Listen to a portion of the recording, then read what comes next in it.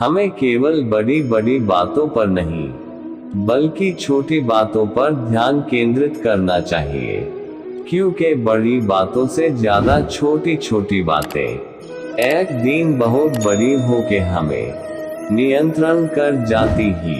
एक बार कृष्ण और बलराम किसी जंगल से गुजर रहे थे। चलते चलते काफी समय बीत गया और अब सूरज भी लगभग डूबने वाला था। अंधेरे में आगे बढ़ना संभव नहीं था, इसलिए कृष्ण बोले, बलराम, हम ऐसा करते हैं कि अब सुबह होने तक यहीं ठहर जाते हैं। सुबह होते ही हम अपने मंजिल की ओर बढ़ चलेंगे। बलराम बोले, पर इस घने जंगल में हमें खतरा हो सकता है, यहाँ सोना उचित नहीं होगा, हमें जागकर ही रात बितानी होगी।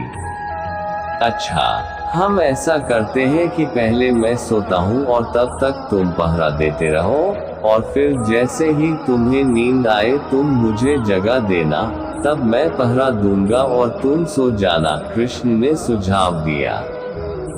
बलराम तैयार हो गए।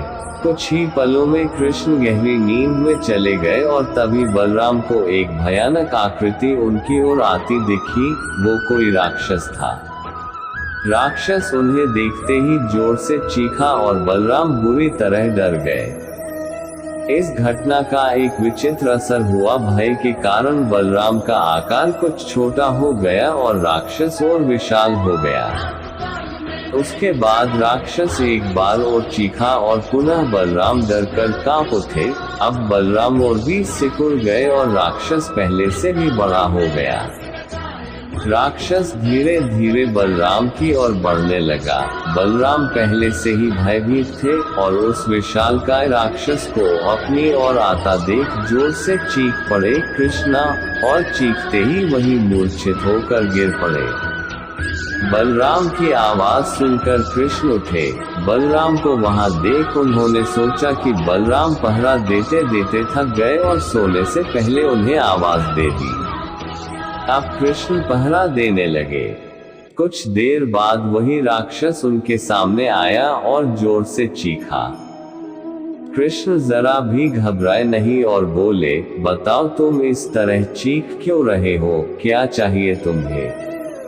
इस बार भी कुछ कृष्ण के साहस के कारण उनका आकार कुछ बढ़ गया और राक्षस का आकार कुछ घट गया। राक्षस को पहली बार कोई ऐसा मिला था जो उससे डर नहीं रहा था। घबराहट में वह पुनः कृष्ण पर जोर से चीखा। इस बार भी कृष्ण नहीं डरे और उनका आकार और भी बड़ा हो गया, जबकि राक्षस पहले से भी छोटा हो गया। एक आखिरी प्रयास में राक्षस पूरी ताकत से चीखा, पर कृष्ण मुस्कुरा उठे और फिर से बोले, बताओ तो क्या चाहिए तुम्हें? फिर क्या था, राक्षस सिकुड़कर बिल्कुल छोटा हो गया और कृष्ण ने उसे हथेली में लेकर अपनी धोती में बांध लिया और फिर कमर में खोंस कर रख लिया। कुछ ही देर में सुबह हो गई। कृष्ण ने बलराम को उठाया और आगे बढ़ने के लिए कहा। वे धीरे धीरे आगे बढ़ने लगे। तभी बलराम उत्तेजित होते हुए बोले, पता है कल रात में क्या हुआ था? एक भयानक राक्षस हमें मारने आया था। रुको रुको, बलराम को बीच में ही टोकते हुए कृष्ण ने अपनी धोती में बंधा राक्षस निकाला और बलराम को दिखाते हुए बोले, कहीं तुम इसकी बात तो नहीं कर रहे हो? हाँ, ये वही है, पर कल जब मैंने इसे देखा था तो ये बहुत बड़ा था, ये इतना छोटा कैसे हो गया? बलराम आश्चर्यचकित होते हुए बोले।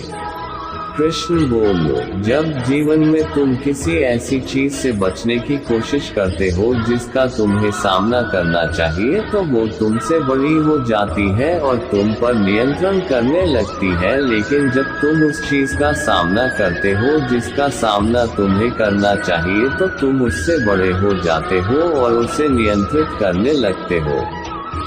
दोस्तों, ये राक्षस दरअसल हमारी जिंदगी में आने वाली चुनौतियां हैं। अगर हम इस चुनौतियों को टालते हैं तो ये और बड़ी होती जाती है।